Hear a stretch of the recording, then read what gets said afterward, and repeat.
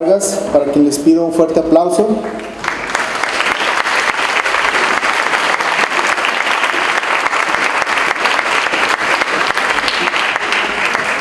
La doctora Macarena Rao Vargas, además de ser mi amiga, es doctora en urbanismo, ha trabajado en iniciativas públicas y privadas sobre seguridad urbana en Chile y en muchos países de Latinoamérica y del mundo.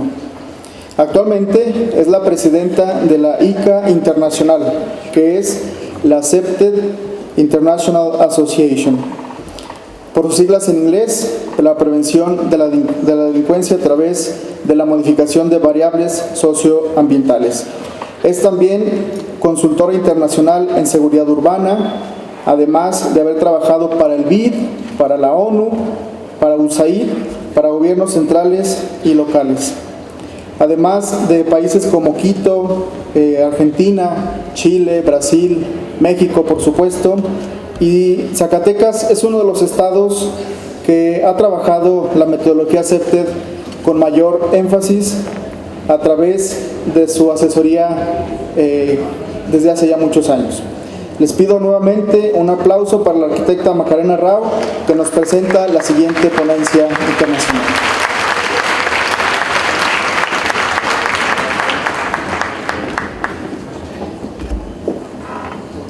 Hola, muy buenos días, ¿cómo están? Qué bueno, yo también.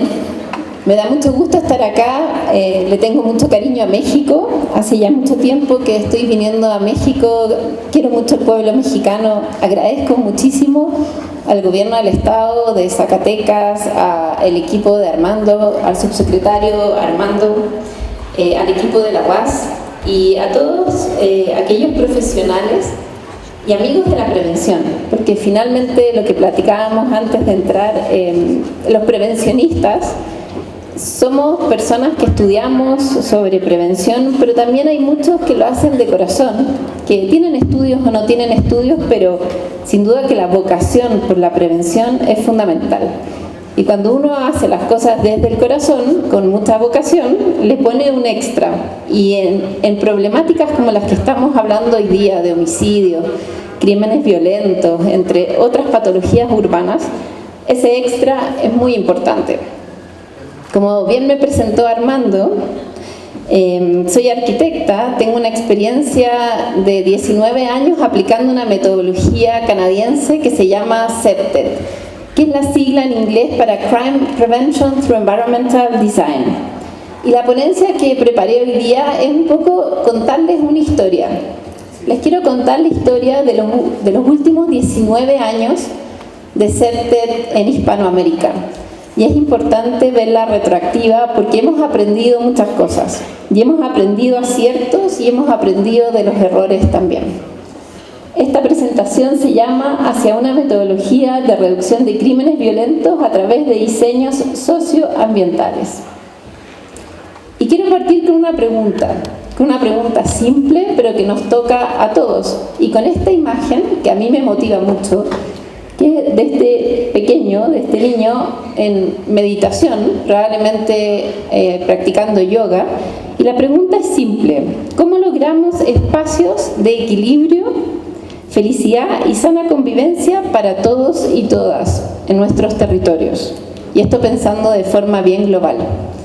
Esta pregunta es muy válida, especialmente en el contexto de la conversación de crímenes violentos, porque he aprendido en los distintos foros internacionales donde he asistido que cuando hablamos de homicidios, cuando hablamos de narcotráfico, cuando hablamos de robo con violencia, violaciones, muchas veces tenemos que también hablar de la vida, tenemos que hablar de la potencialidad de la comunidad, tenemos que hablar de sueños, tenemos que hablar de esperanza. Está bien identificar el problema, está bien definirlo y ojalá lo más científicamente posible, pero también tenemos que ver las características vitales que tiene una comunidad, porque tenemos que lograr lo que aparece en esta imagen. Desde la perspectiva ambiental o desde la perspectiva de CEPTED, un barrio se enferma. Un barrio padece lo que llamamos nosotros patologías urbanas. Y esta enfermedad es un desequilibrio, y es un desequilibrio de los factores más intrínsecos que componen un barrio, que son las personas, los seres humanos y las familias.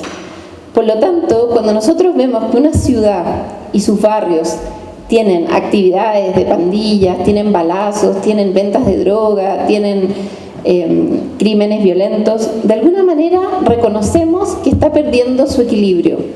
Y el gran desafío es cómo restaurar este equilibrio a través de las intervenciones de prevención que hagamos y otras de la seguridad pública y privada. Nuestra región, América Latina o Hispanoamérica, lamentablemente perdió el equilibrio hace muchos años. De acuerdo a información de agencias internacionales, de acuerdo al indicador que más se utiliza, que es la tasa de homicidios, nuestra región es la más criminógena del mundo. Y eso hace que seminarios como este, encuentros como este y trabajos como lo que hace la UAS, lo que hacen las subsecretarías coordinadamente y las policías sea fundamental. No me pegue tanto el micrófono, mejor.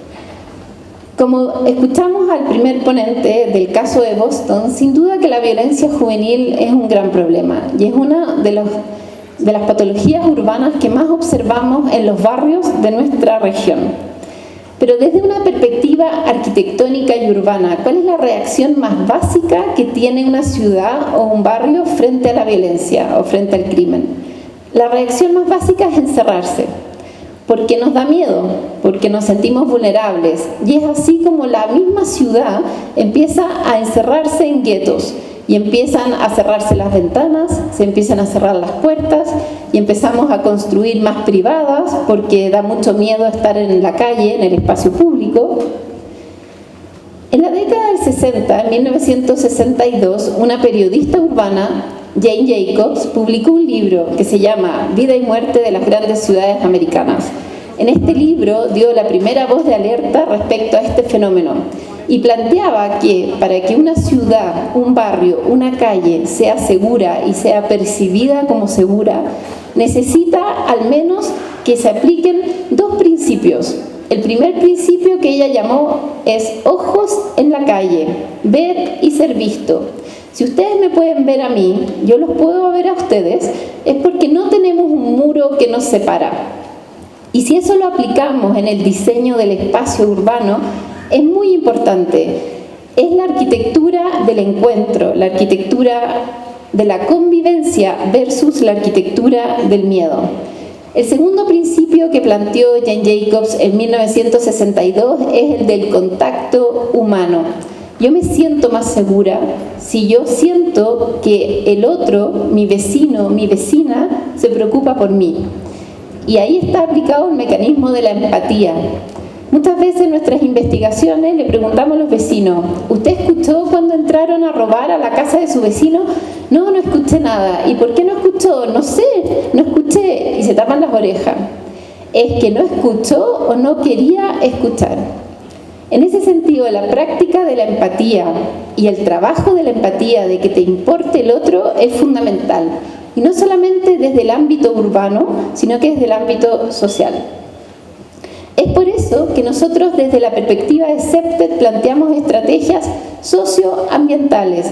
Queremos diseñar y construir barrios seguros, pero también la arquitectura social que sustenta estos barrios. Por eso esta imagen de los vecinos trabajando juntos y conviviendo. Una pregunta muy simple que le hago siempre a los actores del territorio con los que trabajamos. ¿Conoces a tu vecino? Y me dicen, no, arquitecta, nosotros la invitamos para que usted nos hable de prevención de droga. Y yo le digo, pero por eso mismo, contesta esa pregunta inicial. ¿Conoces a tu vecino? ¿Dónde está ese vínculo, esa arquitectura social que nos permite sostener una estrategia de prevención? En esta línea, CEPTED es la sigla para Crime Prevention Through Environmental Design, o prevención de la delincuencia mediante el diseño ambiental. Y es una metodología que surge hace más de 40 años en Canadá. Esta metodología está compuesta por 5 principios que son universales pero que se aplican localmente. El primer principio es vigilancia natural, que se define como ver y ser visto. Para que yo pueda sentirme segura, necesito que ustedes me miren y yo necesito mirarlos. Y el contacto visual es muy importante. El segundo principio, reforzamiento territorial, que se define como el sentido de afecto que establezco con el entorno y que por lo tanto cuido. No hay nada más vulnerable en una ciudad que los terrenos que no son de nadie. Porque al no ser de nadie pueden ser de todos y pueden ser de grupos que no nos interesa que estén ahí. Entonces, la marcación territorial positiva es muy importante. Tercer principio, control natural de accesos. ¿Cómo entro y salgo de un espacio? ¿Soy hábil en diseñar entradas a los espacios que inviten a los vigilantes naturales o prefiero poner rejas? La reja no es necesariamente la solución. En nuestras investigaciones hemos visto que los condominios totalmente enrejados no son sostenibles en el tiempo, porque son seguros hasta que los delincuentes logran vulnerar el perímetro, y eso no tarda mucho. El cuarto principio, mantenimiento. ¿Cómo sostengo las estrategias de intervención urbanas en el tiempo? ¿Cómo lo sostengo? ¿Quién lo financia? Cuando sale el gobernador, salen los alcaldes, ¿hay continuidad política en las intervenciones? Y quinto principio, participación comunitaria. Y vamos a lo que es el ciclo de proyecto de CEPTED. Si nosotros tenemos que intervenir en un barrio y de forma muy concreta, ¿qué etapas tenemos que pasar para que nos resulte un proyecto CEPTED completo? La primera etapa es el diagnóstico. El diagnóstico es la foto socioambiental de la problemática que queremos resolver. Para eso necesitamos levantar información primaria y secundaria. Luego es el diseño de la estrategia, luego se implementa y luego se evalúa. Lo más importante es que es siempre participativo. Y llego de esa manera a esta imagen que siempre me recuerda cuán participativo es CEPTED. Este es un cohete, muy simple, que sale de un taller que nosotros hacemos en el espacio del diagnóstico que se llama La Nube de los Sueños, donde le pedimos a distintos actores comunitarios, especialmente a niños de 5º año escolar, que sueñen su colonia o sueñen su barrio. Y este cohete lo soñó Pablo, un niño pequeñito de 11 años en Monterrey, en el norte de México. Y nos llamó mucho la atención al equipo CEPTED porque otros niños soñaban un parquecito, otros soñaban con una alberca, pero Pablo soñaba con un cohete. Entonces le preguntamos, Pablo, ¿por qué sueñas con un cohete? Y nos dijo, uy, tengo que salir volando, pero tengo que salir volando rápido. Claramente Pablo nos estaba dando un mensaje muy importante. Tenía problemas en su comunidad y el principal problema, nos mostró una cicatriz que tenía en la cabeza. Había sido operado 2 veces porque producto de un desarrollo inmobiliario poco controlado había aumentado el parque automotriz de La Banda, que era su colonia donde él vivía, en el norte de Monterrey, y había sido atropellado 2 veces. O otro ejemplo, donde en un taller comunitario de CEPTED en Honduras, con esta Mara, que es este grupo de jóvenes, les pedimos que también soñaran su barrio, porque también tenemos que conocerlos. No solamente tenemos que trabajar con aquellos actores comunitarios que no están en carreras delictuales. Es muy importante, cuando hay jóvenes que han ingresado en carreras delictuales, también incorporarlos en la estrategia. Al comienzo nos costó que estos niños jóvenes de la Mara, de la colonia Kennedy en Honduras, quisieran participar, pero luego de un proceso logramos que ellos se involucraran. ¿Y qué soñaban los de la Mara? Soñaban con un escenario, querían tener un escenario deslizante para deslizarse con sus zapatillas, y eso era lo que ellos querían. Nosotros partimos con las nubes de sueño el año 2006 en Santiago de Chile, con una primera iniciativa apoyada por gobierno nacional y por distintos ministerios y subsecretarías, y logramos armar una gran nube de sueños. Fueron 10.000 sueños, 10.000 dibujos. Esos 10.000 dibujos además se instalaron frente al Palacio de la Moneda en Chile. ¿Por qué? Porque queríamos que las autoridades escucharan la voz de estos 10.000 niños. era muy importante. ¿Y por qué es tan importante? Porque es cómo podemos construir políticas públicas sostenibles. Estamos construyendo para el hoy y estamos construyendo en prevención temprana de la violencia y el delito para mañana. Cuando nosotros escuchamos la voz de los nativos expertos y escuchamos bien lo que nos quieren decir, lo podemos interpretar y lo podemos llevar a políticas públicas, las intervenciones son simples, son atingentes, son concretas y reales y generalmente producen grandes cambios en indicadores delictivos y de percepción de inseguridad, como se observa en esta imagen. Antes y después, una recuperación de una placita en un pequeño barrio en Chile. No va a ganar un premio de arquitectura probablemente, pero ganó la confianza comunitaria y logró que las violaciones y venta de drogas se desplazaran a otro espacio. Yo sinteticé en distintos momentos cuáles han sido los desarrollos de CEPTED en Hispanoamérica. La primera etapa la llamé instalación de CEPTED en la región, que es del 2000 al 2005. Y se realizó gracias a la visionaria idea de este hombre, que era Carlos Valdivieso Anfeld, lamentablemente ya falleció, muy joven, pero tuvo la visionaria idea de investigar en Canadá por qué Toronto en esa época era una ciudad que ostentaba índices delictivos muy bajos.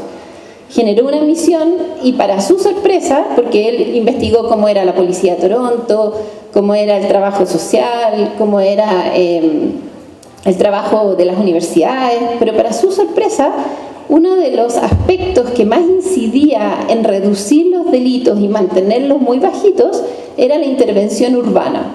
Y fue de esa manera que Carlos Valdivieso se encontró con CEPTED. Entonces inició un proceso de transferencia de la metodología CEPTED, apoyados por la Embajada de Canadá, por la Fundación Paz Ciudadana en Chile, a 2 municipios chilenos. Esta transferencia duró 4 años, entre que un equipo en el que estaba yo, afortunadamente, nos preparábamos en Canadá y en Toronto y nosotros luego transferíamos a Chile. Los resultados fueron bien notables en reducción de delitos de oportunidad especialmente y en reducción de percepción de temor. Estas reducciones, que fueron documentadas en su minuto, llamaron la atención de agencias internacionales. Y es así como el Banco Mundial nos pidió que empezáramos a aplicar CEPTED en favelas de Brasil para ver si era un tema que funcionaba en Chile o era posible que funcionara en otras partes. También eso llevó a que CEPTED se expandiera a Honduras. Parece que... Luego viene la segunda fase del 2006 al 2012, que se llama sensibilización y difusión de CEPTED. Cuando aprendimos que esta metodología, si se aplicaba bien, daba grandes resultados muy interesantes y que además era transferible independiente del etos cultural, porque justamente consiste en que respeta y rescata el etos cultural de cada país, comenzó la etapa de sensibilización y difusión. Y se inició programas de capacitación de distintos formatos, como el CEPTED Online, que lo tenemos todavía y que es muy exitoso. De hecho, este lunes 7 de octubre, ya pronto, partimos otro ciclo online en www.ceptedonline.net. Y empezamos a profundizar para tratar de entender con más detalle qué variables, tanto sociales como ambientales, eran las que nosotros tocábamos cuando nos iniciábamos un proyecto CEPTED. Es así que tuvimos nuestro primer proyecto más emblemático e interesante en Puente Alto, Chile, que se llamó Hermoseando tu Barrio. Esto es vivienda social en Chile y el alcalde, el año 2006, nos pidió que trabajáramos ahí porque había un grupo que se llamaban los talibanes, como una mara chilena, y estaban portando armas, estaban traficando drogas y era muy complicado. Entonces querían prevenir que escalara esta violencia juvenil. Y nosotros como equipo CEPTED fuimos a terreno y en asambleas comunitarias como las que ustedes ven acá les preguntamos a la comunidad ¿por qué tenían ese problema de violencia juvenil y a qué lo atribuían? Y ellos movían la cabecita y de alguna forma no reconocían que había un problema de violencia juvenil. Y eso nos llamó mucho la atención. Le preguntamos a los líderes por qué no hay violencia juvenil si el alcalde dice que sí hay. Los líderes nos dijeron, nosotros tenemos un problema mucho peor que la violencia juvenil. ¿Y cuál es su problema? Somos feos y somos los más feos de los feos. Eso llamó mucho la atención. No estaba en nuestro radar de criminología ambiental que ese fuera un gran problema o que fuera un problema que gatillara otro problema. Empezamos a investigar qué significaba ser feo para esta comunidad. Tenían una autoestima bajísima, tenían una identidad súper deprimida. Y ellos mismos nos condujeron por el camino del entendimiento de que si una comunidad tiene una autoestima tan bajita, se sienten tan marginales, sienten que la política pública los abandonó, ven como un proceso normal el brote de violencia juvenil. Ellos mismos nos pidieron que lo que querían hacer era un proyecto, primero, antes de hacer cualquier prevención, de hermoseando tu barrio. Y querían ser bonitos, querían tener autoestima, querían tener una autoimagen más hermosa. Entonces iniciamos por donde el nativo experto nos guiaba. Y lo que hicimos fue talleres de pinta a tu pinta. Ese era el programa que partimos en Puente Alto, donde la municipalidad donaba botes de basura, latas de pintura, y los mismos vecinos, ellos solitos, se organizaban para pintar. Y lo que empezó a pasar en esa comunidad fue esto. Les empezó a cambiar la cara. Ellos mismos decían, las líderes decían, Macarena, yo en la mañana me levanto y veo que todo está tan bonito que me miro al espejo y yo también estoy más bonita. Entonces nos empezamos a dar cuenta que había una relación entre cómo yo me sentía por dentro y cómo estaba el ambiente, y viceversa. Aplicamos encuestas y cuestionarios para ver qué fenómeno estábamos produciendo. Y fue muy importante entender que una vez que ellos lograron aumentar su autoestima, recién ahí se abrieron a trabajar prevención de droga, por ejemplo, o prevención de violencia. También nos dimos cuenta que ellos valoraban mucho a los vecinos que querían contribuir con este cambio de cara. Pero además estaban muy molestos porque el municipio se demoraba mucho en entregarles la pintura. Proyectos como ese empezamos a acumular en distintos países y empezamos a aprender que son múltiples las dimensiones y las variables que uno toca cuando hace un proyecto socioambiental. Eso nos llevó, y gracias a la experiencia mexicana, el año 2012 a hacer la primera conferencia regional de CEPTED en México. La tercera etapa fue ya transferir e instalar la metodología CEPTED de forma más institucional en México, y se fundó la Corporación CEPTED México. Y no solamente en México, en Ecuador, en Guatemala, en Argentina, en Chile, como seguía. Y lo que creamos fue una liga que le llamamos la Liga de Campeones. Líderes muy capacitados en CEPTED que empezaron a difundir esta metodología en sus territorios. Y entre esos líderes está Armando, y por eso yo creo que me invitó a dar esta plática. Son muchas las redes a nivel mundial. De hecho, la International CEPTED Association, institución sin fines de lucro canadiense que me toca dirigir a nivel mundial, está en más de 20 países y tenemos más de 250 miembros activos. ¿Por qué? ¿Por qué es tan importante esta red? Porque nadie sabe la verdad absoluta respecto a qué funciona y qué no funciona en distintos territorios. Por eso es tan importante la mirada interdisciplinaria, que es muy relevante para tener éxito. Y refiriéndome al éxito, llego a la cuarta etapa, que es donde estamos hoy, que es la construcción de evidencia científica. ¿Cuándo funciona un proyecto CEPTED y cuándo no? Hace 4 años iniciamos con una universidad en Chile y el apoyo de otra universidad en Inglaterra el ambicioso proyecto de diseñar una herramienta de evaluación de impacto de las estrategias CEPTED. Afortunadamente ya la terminamos en mayo de este año con publicaciones internacionales que de alguna manera empezaron a difundir el trabajo que habíamos hecho. Es un estudio longitudinal de 3 años que consideró la comparación de intervenciones CEPTED y de prevención situacional en 3 barrios, uno en Coyhaique, que es la Patagonia chilena, otro en Santiago, en la región metropolitana de Chile, y otro en Honduras, en Tela. El primer proyecto que se analizó fue Pedro Aguirre Cerda en Chile y siguió el ciclo completo de una estrategia CEPTED, con una diferencia respecto a los otros barrios del estudio.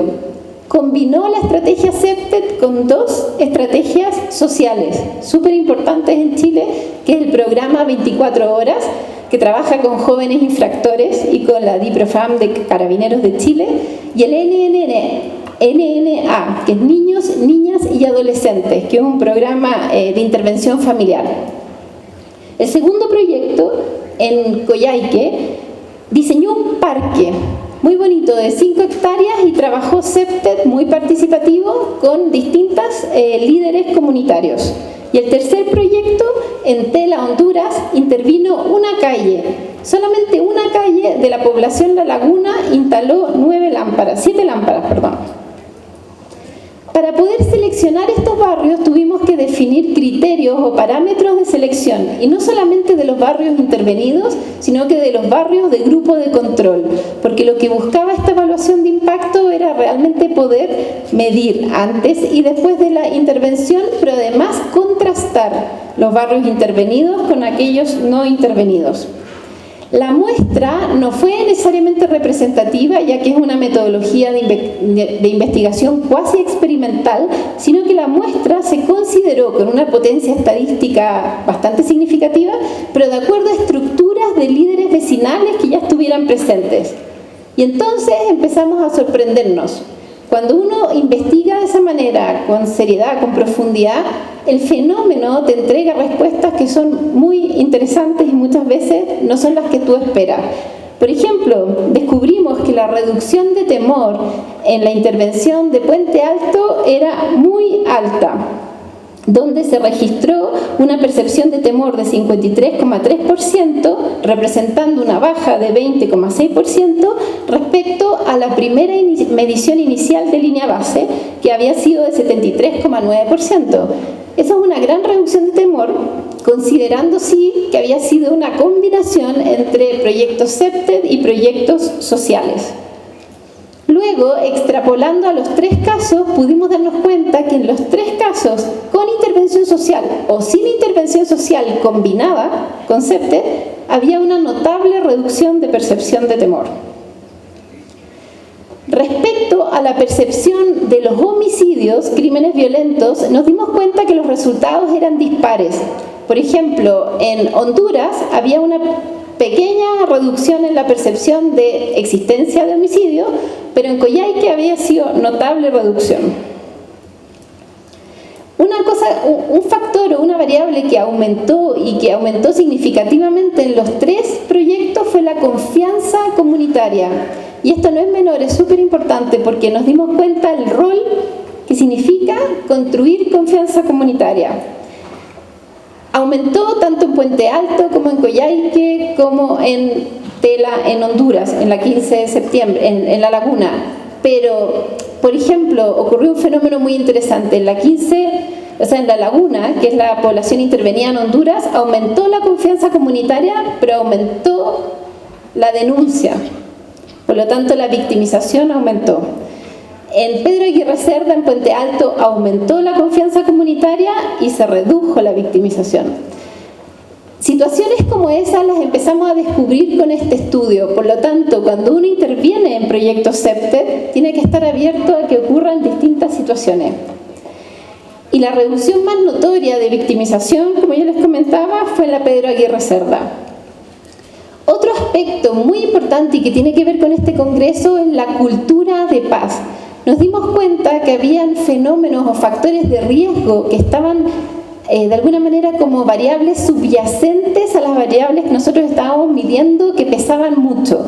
Y especialmente las variables subyacentes de los factores de riesgo importantes era el consumo de alcohol y consumo de drogas. Eso nos llevó a proponer un modelo de evaluación de impacto CEPTED que está saliendo del horno recién y que esperemos sea aplicado por muchos gobiernos, tanto nacionales, estaduales o gobiernos municipales en nuestra región hispana. Pero ahora, concretamente focalizándonos en México, antes de venir hice mi tarea y investigué cómo estaban las cifras tanto en México como país y en Zacatecas, y me sorprendió muchísimo. Yo me imagino que ustedes están al tanto igual que yo.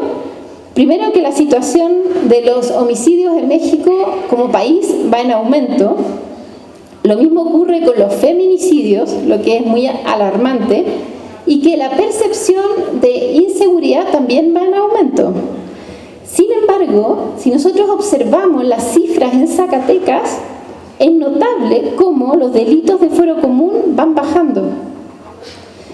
Si hacemos una comparativa de los últimos 3 años de los delitos de homicidio de fuero común, es impresionante cómo van a la reducción en Zacatecas, lo que es fantástico. Y si es así, habría que ya establecer hipótesis y responder por qué. ¿Qué de las acciones coordinadas, intersectoriales, o cuáles acciones son las que realmente están logrando este fenómeno que va contra la tendencia del país? Lo mismo ocurre con los feminicidios, sin embargo, todavía son altos en Zacatecas, pero van en una tendencia hacia la baja.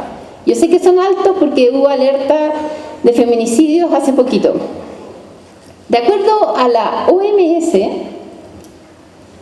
tener sobre 10 homicidios cada 100.000 habitantes se considera una epidemia de salud pública. Por lo tanto, nos pone una meta importante de lograr, pero las acciones que están asumiendo en Zacatecas están funcionando. Entonces, pareciera ser que lo que hemos observado hasta ahora y la evidencia nos está mostrando algunas luces importantes para la política pública. Primero, que las acciones más eficientes, las que más reducción nos muestran, son aquellas que combinan intervenciones sociales e intervenciones ambientales, pero sin dejar de lado la coordinación intersectorial. Y es en ese sentido que pongo este ejemplo, y no quiero hacer un alcance con el nombre de nuestro subsecretario Armando, pero en Chile había una campaña del Ministerio de Vivienda hace como 7 años que se llamaba Armando Casas. Armando Casas era este personaje de acá, que a él le gustaba construir casas para los que no tenían casa. Y por otro lado, nuestras agencias de seguridad tenían otra campaña que era el Segurito, que era un personaje que se preocupaba de la seguridad de los barrios. Cuando nosotros hemos entrado a barrios y hemos preguntado en barrios criminógenos, ¿quién quieren ustedes que entre primero a su barrio? ¿Armando Casas o Segurito? Y de manera unánime, todos piden Armando Casas. ¿Qué significa eso? Y vuelvo a lo que planteé en el comienzo. Tenemos que lidiar con crímenes violentos, pero desde una óptica de calidad de vida.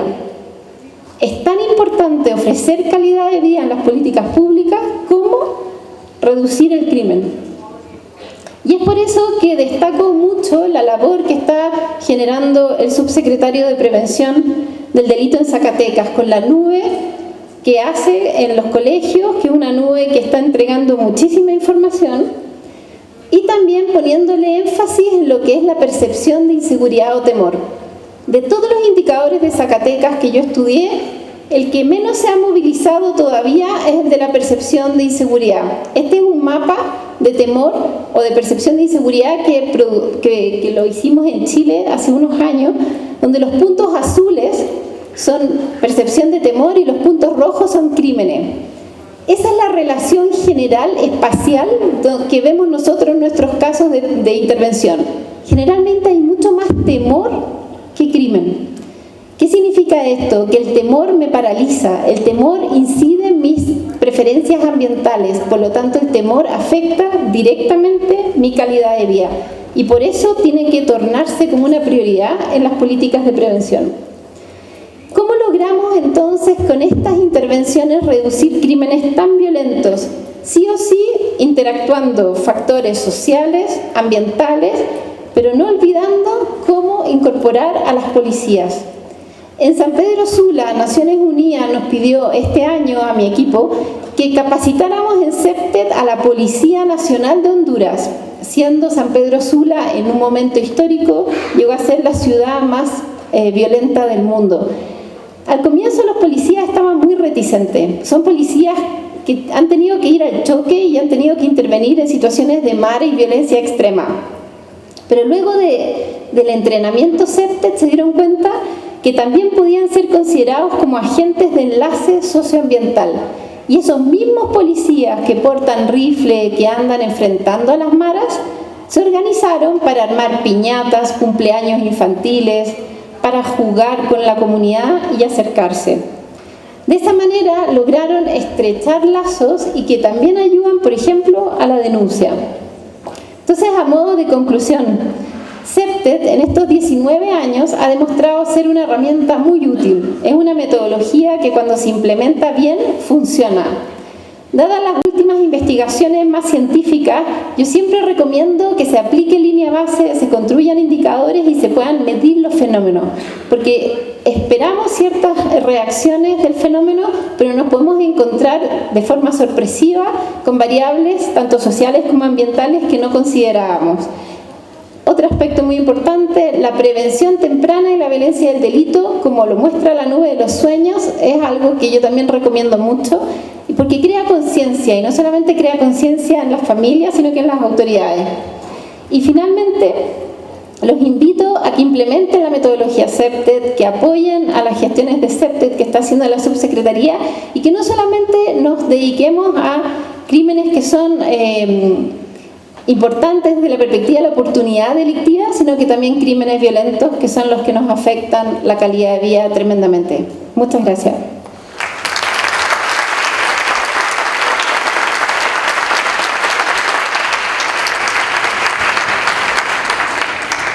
Antes de pasar a las preguntas, quiero que veamos un video de la nube mexicana, un video bonito que muestra lo que se hizo como nube el año 2012, acá en México, por ustedes.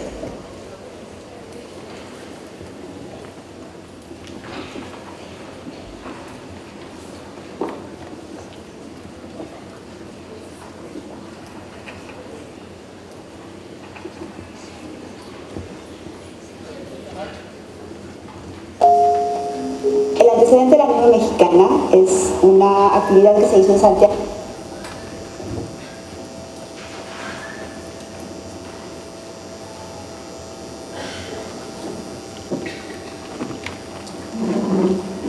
De Chile en el 2006 hicieron un diagnóstico que ha servido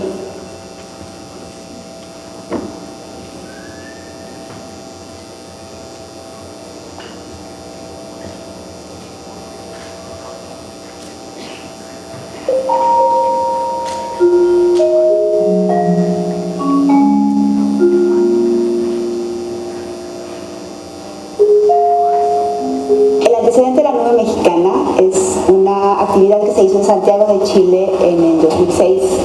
Hicieron un diagnóstico que ha servido como base para hacer política pública en términos de diseño de espacios urbanos. La segunda generación, que es la que viene a México, incorpora no solo la parte urbana, sino también la participación ciudadana. Ahora en 2012, que es la segunda conferencia de CEPTED Internacional en América Latina, nuestra tarea en la nube mexicana es rescatar la experiencia y teniendo ya una línea base con la que podemos comparar resultados, aventarnos el ejercicio de hacer la nube mexicana. La dinámica de la actividad del dibujo infantil para conformar la nube mexicana, pensamos hacerla con niños de 10 y 11 años de edad, quinto y sexto año de primaria normalmente, de todas las escuelas públicas y privadas de todo el país. Una de las cosas importantes fue el enlace institucional con la Secretaría de Educación Pública. Hemos alcanzado 18 ciudades del país. Nuestra meta son 18,000 dibujos y a la fecha hemos recibido cerca de 11,000. Seguimos trabajando con primarias públicas del Distrito Federal hasta alcanzar los 18,000 dibujos.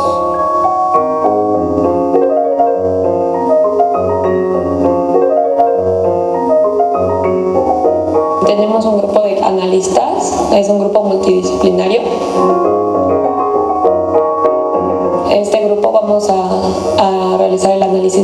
dibujos que llevamos hasta el momento.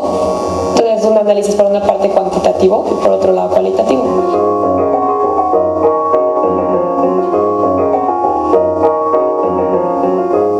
El reto era montar una exhibición de los resultados de la actividad. La Universidad Iberoamericana nos prestó un espacio, que es el edificio S. Es un vestíbulo de 4 niveles. No podemos montar 8,000 dibujos porque el espacio no nos lo permite. La idea fue primero seleccionar 1,700 dibujos y de ahí usamos el círculo como una figura que significa un poco continuidad, que es lo que queremos hacer con ese proyecto, que continúe. Hicimos una selección por colores. O sea, la primera idea era hacer como un degrado de colores, o sea, del más claro al más fuerte. Usamos un material que pudiera ser como flexible, que pudiera además viajar por todas las ciudades y que además perdurara, ¿no?, con el paso del tiempo, y que además se pudiera montar en algún espacio para poder mostrar el resultado.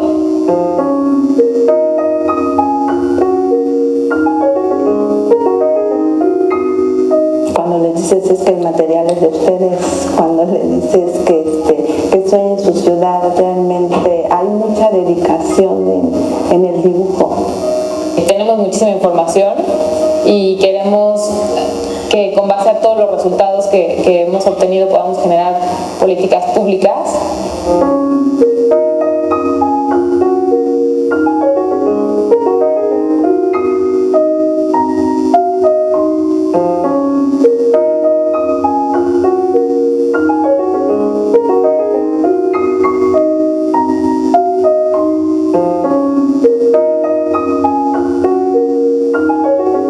Platicando con los niños, realmente ellos anhelan otro tipo de mundo.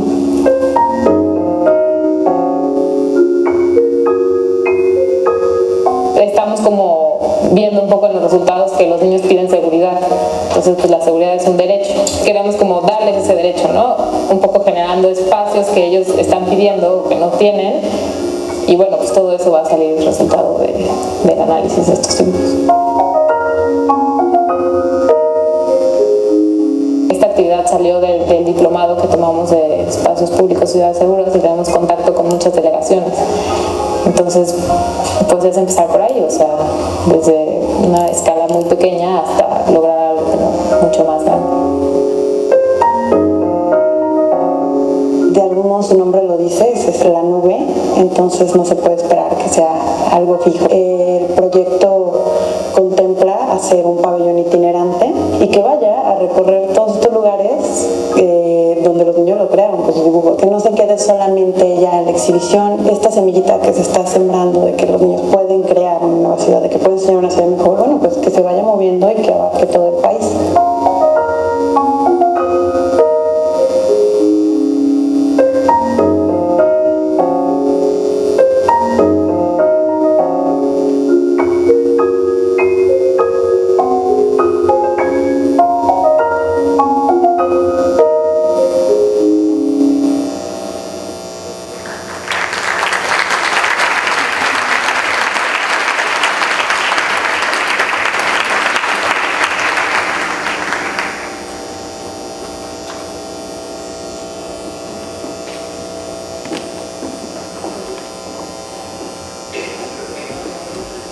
Buenas tardes, nuevamente abrimos el espacio para preguntas y respuestas. Van de aquel lado los micrófonos y les pedimos los que van a participar que levanten su mano.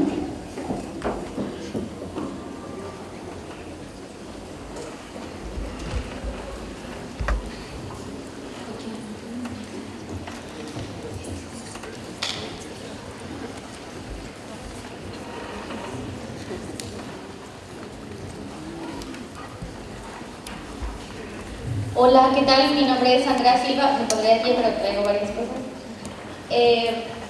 Es súper interesante el proyecto y además lo que se está buscando hacer.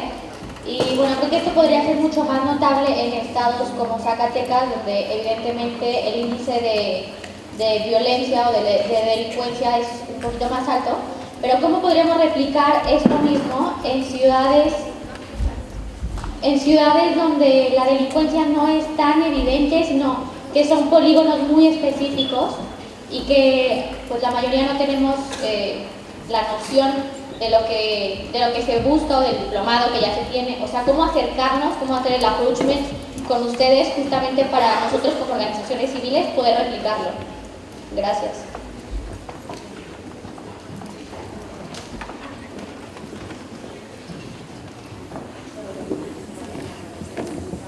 Parece que se llevaran los micrófonos. Bueno, muchas gracias por la pregunta. Es una súper buena pregunta porque la verdad es que estamos en 20 países porque son 20 países muy diversos también. Por ejemplo, nuestra tasa de homicidio en Chile aproximadamente debe estar como en 3.8 comparada con otras tasas de homicidio americanas. Es súper poquito el homicidio que tenemos. Entonces Chile, como tú bien decías, tiene barrios que son complejos pero otros no. Y CEPTED ha mostrado que funciona tanto en ambientes muy criminógenos como en ambientes que no son tan criminógenos, pero que tienen otras problemáticas, como por ejemplo la percepción de temor o las incivilidades, que son conductas incíviles que generan, es la antítesis de una cultura de prevención.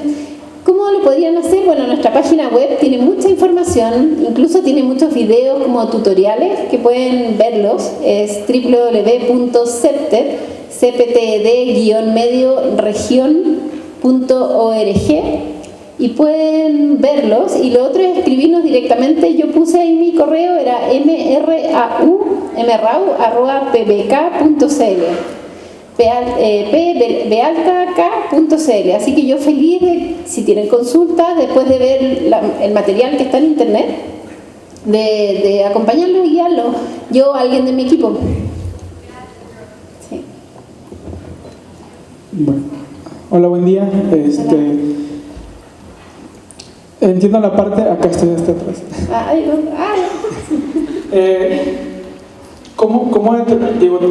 Entiendo la parte de la evaluación, pero ¿cómo determinar qué variables medir y cómo medirlas, ¿no? En esos temas a veces es muy subjetivo, ¿no? Hay tantos elementos que pudiéramos medir, pero ¿cuáles medir y cómo medirlo, ¿no? ¿Cómo saber cuál es el indicado para decir, realmente está funcionando o no está funcionando? Muy buena pregunta. Bueno, de hecho, paséme rapidito por la parte más metodológica, pero nosotros construimos un cuestionario que le llamamos la ESU, que es la Encuesta de Seguridad Urbana. Este cuestionario es como una encuesta de victimización que vincula incidentes delictivos o de percepción de temor o de incivilidades con estructuras espaciales. Esa ESU fue la que nosotros aplicamos como para generar la base de datos de la cual ustedes observaron estos gráficos que yo mostré ahorita. La ESU la vamos adaptando dependiendo de cada barrio y cada patología urbana.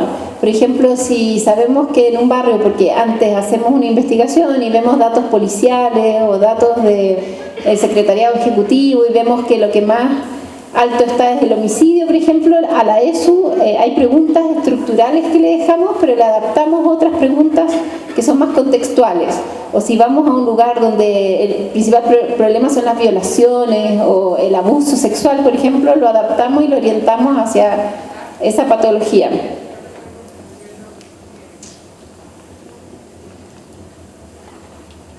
Sí. ¿Sí? Mencionaste que los espacios o las colonias o barrios cerrados, influyen en los temas de violencia. En México hay una tendencia creciente a que se hagan barrios cerrados, 5 o 6 calles y cercados. ¿Cómo evitar que en la política pública o también en nuestro ideario social esta no se perciba como una cuestión de seguridad cuando en realidad no lo es? O sea, estás quedando cercado y lejos de esta onda de comunidad. ¿Cómo, si va enfocado hacia allá, detienes el tren? Bueno, muy buena pregunta, y también eso ocurre en Brasil, Chile, Argentina, es un fenómeno de nuestra región hispana, lo de encerrarse y las gate communities o los barrios cerrados. Generalmente ir contra la cultura o el fenómeno local, la única manera es crear evidencia. Yo creo que mientras más evidencia nosotros creamos, más podemos propiciar cambios, porque por ejemplo, que me pasa mucho cuando voy con un municipio en distintos países y me dicen arquitectas que los vecinos están manifestándole a la autoridad que se quieren cerrar, como sea. Bueno, y si tienen esa cantidad de homicidios, yo también me querría cerrar. Entonces, no podemos pedir que porque tienen fe y no hay evidencia detrás, ellos hagan un cambio. Y lo otro es que, ¿qué ofrecemos a cambio? Me ha pasado ver en escuelas, por ejemplo, de El Salvador o de Honduras, que es tanto el problema de balazos, balas perdidas, venta de droga a los niños, que las escuelas mismas parecen cárceles.